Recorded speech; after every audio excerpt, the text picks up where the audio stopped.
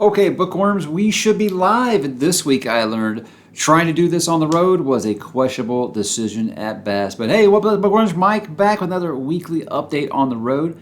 Did take a family trip out of town for the weekend. We are in the great state of Illinois, visiting some of the in-laws on that side of the family. My wife's dad's side of the family. I've never actually met some of them, so it's been quite an experience. It has, but I'm not one for road trips.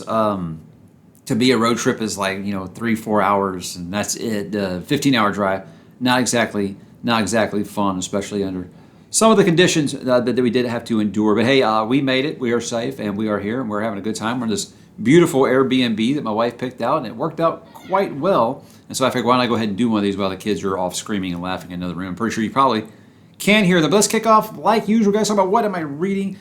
Only brought my digital versions with me, guys, this week because obviously this is much easier to pack on a trip. I am almost done with Destroyer of Worlds by Larry Correia. That is book 3 in Saga of the Forgotten Warrior. I like it a lot. It's one of those things where when the action's happening, I'm liking it. When it slows down sometimes, it does kind of feel like a drag a little bit. Not gonna lie, every time it kind of went back to the cove, I kind of started to be like, what's everyone else kind of doing around Locke right now? I kind of started to feel like this. First time I felt like that, really, in the series. And again, I don't think there's anything necessarily bad. And I do like the interactions between Thera and Ashok. Those are really good. I'm really here for that. I'm liking the relationship, how it has developed over time. It's really good. But I do feel like that section just kind of, I don't know, it was either like, hey, we're going to go stab all these people, and then it was just like, hey, we're just going to kind of hang out and do nothing. But again, it's setting up things that it's set up. And you were kind of promised like this big showdown, and you do get that big showdown. And it's quite interesting how it does all go down. It did not go down the way that I expected it. I just put it that way. And I gotta say, I have to say, the MVP for me of this book has been is it Jagdish? I just feel like Jagdish is just a weird name, so I'm saying Jagdish. That's kind of how I'm saying. That's how I said whenever there was some weird name in Malazan, I would just kind of change like the diction of it a little bit. But yeah, I think he had probably the best story in this book, and I really do appreciate the relationship there. But it's one of those books where I tell you, don't get attached to everybody because anyone can't go in. What that just sounded like there, I'm not telling you that anything happens to Jagdish. Nothing happens to Jagdish, okay? He's alive, okay? I'll go ahead and tell you that part.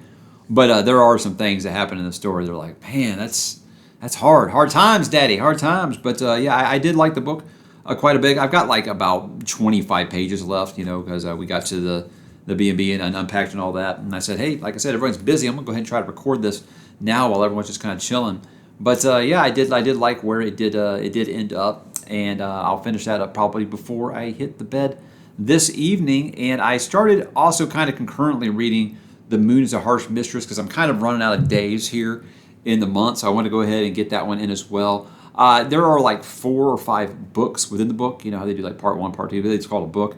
I finished the first one, and I do like it a lot. It makes me think of like if Red Rising and 2001 Space Odyssey had a baby, because you do have this computer, super sentient space computer, named Mike, by the way, which is very HAL 9000, except he's kind of on the human side. Well, some human side. He's on the Uprising. He's on their side, but it kind of makes me think of that. Not as much Red Rising as there was this game on the PS2 way back when called Red Faction. It kind of makes me think of that. You kind of got like the prisoners kind of doing like their revolt, the revolution, doing it through their own political kind of means that they have to work with, and then kind of actually getting to that point of overthrow. Essentially, I didn't expect like the overthrowing to start to happen so early in the book. I did think that would be something that would happen towards the end.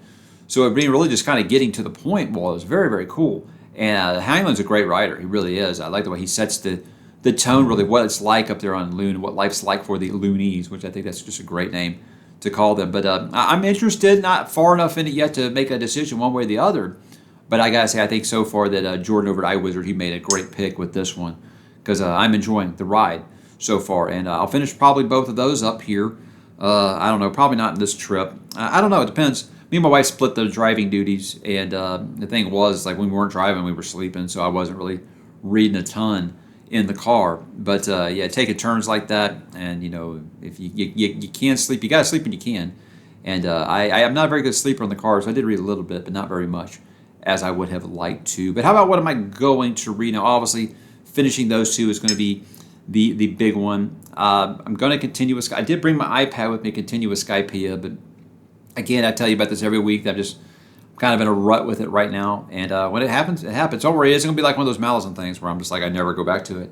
It's just right now I'm streaky. I've always been streaky with manga and comics. So when I do get to it, I'll probably blow right through it. And it's not that big of a deal. But as of right now, I'm just kind of focusing. I want to finish these two written word ones here before the 31st, because that's when the month does end. Kids were coming out when I asked them not to come out. Who's coming out? Or is that wife coming out? That's wife coming out. This is fun doing this in an open space, guys. And I was, I did my video for my books I'm going to do in August, and a lot of people have asked me, is that the way that you're gonna, is that the order that you're gonna read them in? I usually try to, but I'm not like married to that. I do usually start with the miscellaneous one, so I'll probably be starting with Black House. That makes the most sense. The Stephen King's Black House with Peter Straub. That's probably what I'm gonna do. I was kind of lukewarm on Talisman, but a lot of people told me though that also were kind of, it was kind of a miss for them. They did feel like that Black House was a little more than what they were looking for. I think maybe looking at Jack as more of a grown-up character, maybe I'll like some of the things he was trying to do there. And apparently this one, Stephen goes all in on making it, retrofitting it into the Dark Tower, which is obviously going to be a decision that I am here for. So we'll see how that happens. I said that I felt like I was making a lot of the blame in Talisman for things I didn't like. I was blaming this on Peter Straub and not blaming Stephen King for anything. No, that was unfair. It was very unfair. A couple of years removed from that now, I could take a step back and be like, that was a dumb thing to say. Hey, it's on video. You can go back and watch and see how dumb it was to say it back then too. But that's kind of where I'm at with that. But I think that I'll probably start with that one and try to continue with Skype. It's probably really what I'm going to try to do this week. This week on the channel, did a few things. Talked about some big books. If you guys know, if you've been watching my TBR videos, I am kind of on a sabbatical from big books right now, which is hilarious because I do have 2 big books on the list for August. But video I put out was just a lot of people asked me, hey, I too am tired of big books, and I need a little bit of a burnout, kind of something to replace it because I'm having a little bit of burnout. And so I just made a video like kind of recommending some series. I think that even if they are series, I feel like they're quick. They're all under 500 pages. You'll get through them really fast. Or, just something that's just a change of pace. Some things, some different genres, some things I think that might work for you if you're kind of looking to get a break from some of the big books, or something maybe just in between the big books so you do not get burned out. But in the end, it's really, there's no real secret. Just, do what works for you. But for me, it's switching genres is obviously a big one. And that's why I'm doing what I'm doing now. One horror, one fantasy, one sci-fi every month, instead of trying to, just do 9 fantasy books and one maybe whatever book somewhere else. So I think that's helped me quite a bit. But in the end, it's just changing genres will always help people out. I had someone ask me recently, do you still read 2 books at a time? You used to do that a lot. You haven't do it so much anymore. I'm doing it right now. With Destroyer of Worlds and Moon is a Harsh Mistress, and I think that again that helps with burnout as well.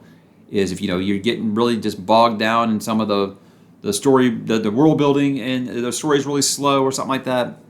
Switch to the other one. Hey, you're sick of what's going on down there on the ground. Go up into outer space. I usually try to do a sci-fi with a fantasy at the same time because they're usually so different that I can find a reprieve from whichever one's kind of slowing me down a little bit. Now that isn't really necessarily the case here, as much as it is just I want to make sure I get both of these done. So I don't know, I'm weird like that. Also did my August 2024 TBR.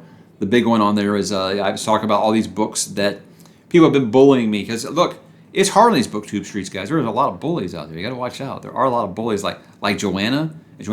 Big time bully. Philip, oh my God, toxic positivity bully. And no, I'm kidding. I'm not kidding. I'm just kidding. So the thing was just a lot of people just recommended some of these books to me. Even if it was just like a lot of the comments, I get like the same comment every month when I don't have Boys in the Valley on my horror pick for each month, things like that. So I feel like it was a good time to put those in there. Is that you, wife? I feel like someone keeps trying to walk in on me. Yeah. Anyway, it's hard doing this without a door, guys. What else? Over on Mike's Media Reviews, we did our review of House of Dragon, Season 2, Episode 6. I know that we've kind of dropped the ball on the weekly wrap-ups. We're going to try to get back on those sometime this week. Just so many things going on. I knew this trip was coming up, and it's hard to juggle both, and I want to make sure I keep this channel the priority, whereas that one is not. But I do want to make sure we get our House of Dragon video up every Tuesday night. That's when we do that. So I've heard a lot of people being like, oh, those last 2 episodes are boring. And I'm just like, did you guys ever watch Game of Thrones? Because I feel like there was episodes that are slower paced like that all the time in Game of Thrones. I don't know. I feel like, I was telling my wife, I feel like it's just, in a post-MCU world, everybody just wants everything to be explosions and stuff from now on. I'm like, that was never what Game of Thrones was. That's why when those big moments happened, they mattered. And so I don't know. I don't have a problem with the pacing this season, but I admit I might be a little too close to the source material. And a slow episode doesn't bother me as much. So who knows? Who knows? So I'm telling you, you're wrong. If you thought the last 2 episodes were kind of underwhelming, I've had no problems with it. And knowing where the season's probably going to end, I think it'll be worth it. Just like I told you guys with Rook's Rest. Next week plans, got a couple of things on the docket. Depends. We're not getting back until Tuesday, so these might be a little delayed as per usual. I will wrap up July and name my book of the month. I think I know what I'm going to pick. It's a really close race this month, though, because I had a couple that, I thought for sure on paper I knew which one was going to be, and I think it's a lot closer than I originally thought. So I haven't made a decision yet, but I'm leaning one way. But I'll make that decision, obviously, before I press record and look at all the most popular videos and stuff from the month. There are a couple of surprises this month, I think, as the channel does try to continue to refine its feet since the hack, where things have just been really, really glum. And I've seen some uptick in a few things, and we'll talk about that. And that's why I think I've been in a lot of these recommendation videos the past few weeks to kind of try to just get back into the algorithm somehow, because I do think I did get kicked out, or I definitely am not popping up in the recommended videos anymore. Had someone asked me about Stephen King books I haven't read yet, and would I ever make a video about that? I think what I'm going to try to do is I'm going to look at all the Stephen King books I haven't read yet, and believe it or not, I haven't. So basically, I would talk about all the books, why I haven't read them yet, and kind of what my plan is to read them eventually, because obviously my favorite author ever. I'm going to read everything, but it's really, why I haven't. Why am I rereading things I've already read when there are books by him I haven't read? And I'll talk about that, talk about why I didn't read them in the first place. Stage you got to handle when you do this live, guys. But like I said, Mike's Reviews, we'll try to get back to our weekly wrap-up. We're probably going to watch Cobra Kai Season 6 Part 1 while we're here, because we do have Netflix here in the B&B. And we'll probably try to do that and talk about Cobra Kai, talk about some other things. We are still trying to work our way through the Sopranos and stuff, so we got some stuff to do. We got stuff to talk about. We still haven't talked about Dark Matter. Like I said, we're trying to get everything worked out. I'm still haven't figured out the lighting situation stuff for Mike's Media Review. So it's still a work in progress on the channel before I get to where I can just be consistent like I am with this channel. But that's kind of what I want to get done over there. TV and movie talk real quick before we go here. Did take the family to go see Despicable Me 4 and Inside Out 2. And believe it or not, we enjoyed both of them. Like I said, the kids, obviously they loved Despicable Me 4. And for me, it's amazing how much that stuff they put in there for the adults. There's a part about, if you guys remember, Honey Badger Don't Care. It had me on the floor laughing. The thing with Despicable Me movies is, as long as you got Gru being just like a grumpy jerk to everybody and just passive aggressive in the best ways, and you've got Steve Carell's just amazing in that role, and you just got the minions just being idiots and just messing everything up. Cool. It's enjoyable for me, and you get more of that here. I think this one felt more like the end than I expected. Like the way that the movie does end, and it kind of does callbacks to all the first three in it with kind of like its epilogue there. It did feel like it was saying like, hey, goodbye. And I felt like they've got a spinoff on their hands with the Minions, with the Mega Minions. They make the Mega Minions in this, where they're like they're basically like X-Men meets Fantastic Four. So I think they've got something there. If they want to do that, they make more Minions movies. They could do a Mega Minions movie. Inside Out 2 was about what I expected. I mean, look, I liked the first one a lot. I wasn't sure how I felt about part 2. I thought it was really, really genius adding anxiety because, Riley's a teenager now. So I thought that was a great idea. But I did say this is probably the most fun I've had with a Pixar movie in a while. I feel like Pixar's really, really been struggling for me personally. I liked Onward. Was Onward Pixar or was that Disney? I don't even remember.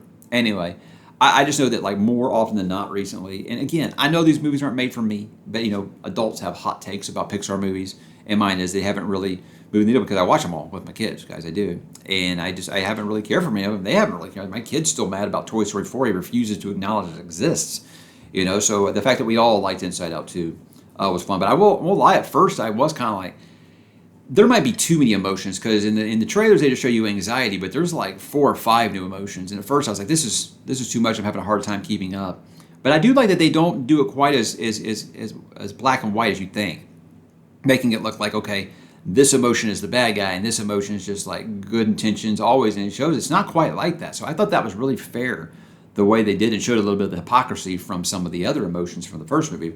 It was really good. But I'll say, has Lewis Black chilled out or something? Because I didn't even think that was him doing the voice of anger this time, because it didn't sound like him. And I was like, well, maybe he just chilled out finally, because he did. That was my one complaint, was I thought anger was the best part of the first movie, and he was pretty toned down in this one. And I don't know. Like I said, I didn't even think it was. I thought maybe they'd changed the voice or something. But it was about 30 minutes in the movie when I realized that the voice of anxiety was Robin from Stranger Things. So that's always fun for me to try to figure out who the voice cast is. I finished season 1 of 12 Monkeys. That's kind of my solo show. We always try to have a solo show, or something you can watch, without your spouse or your significant other. Just kind of when you just want to watch one on your own. I'm doing 12 Monkeys, and it's really good. It's really good, guys. And the thing is, everybody tells me that season 1's fine, season 2's good, and season 3 and 4 are like amazing television. I thought season 1 was really, really good. There were a few times finally towards the end where I was like, okay, the timelines really got me confused. But I still felt like the writing was very smart. I liked where they were going with some things. And I don't feel like ever once I'm like, no, that doesn't check out. Paradox. It's not like that. I feel like they've done a great job in showing that. And it feels like there's nothing that happens without purpose. Like if you think there's one time period, because they're hopping all over the time periods now. And you'll say, wait, if they went back there, how'd that happen? Now, there has been one moment where I'm like, okay, so these aren't using the Michael Crichton rules where it always happened this way. Because if it was, there's some things where you have a character interacting with their younger self in an episode. And I'm like, so would they not remember this? That they met their older self when they were a kid? Or was it just supposed to be like, oh, it's so traumatic they don't remember? I don't know. So I think that ℓ𝕤𝕤𝕣𝕠𝕜 is a smart enough writer. He's going to explain that.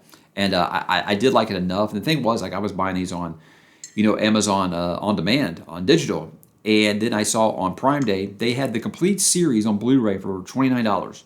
Do you know how much Amazon wants for these episodes per season on digital? $29 per season. So it was like, okay, I'll go ahead and buy the Blu-rays. I think that'd be the best way to go forward. So I really do enjoy the show, and I'm having a great time with it. And I would recommend it to everyone. But yeah, being here on the road and trying to do this was an experiment. Still don't know how it could turn out. I don't know. You guys could be watching this and being like, this sounds and looks terrible. Could be. But I figured it would be fun rather than just not doing a weekly update this week. But that's all I got for now. So I'm going to go enjoy. My wife wants me to take me to some of these places that she likes to eat when she is out here, and we're going to go check some of those out and check out some of the things around here. So you guys stay safe and have a great weekend. Drop in the comments. Let me know what you're watching, what you're reading, what you listen to, what you are playing, and I will talk to you there.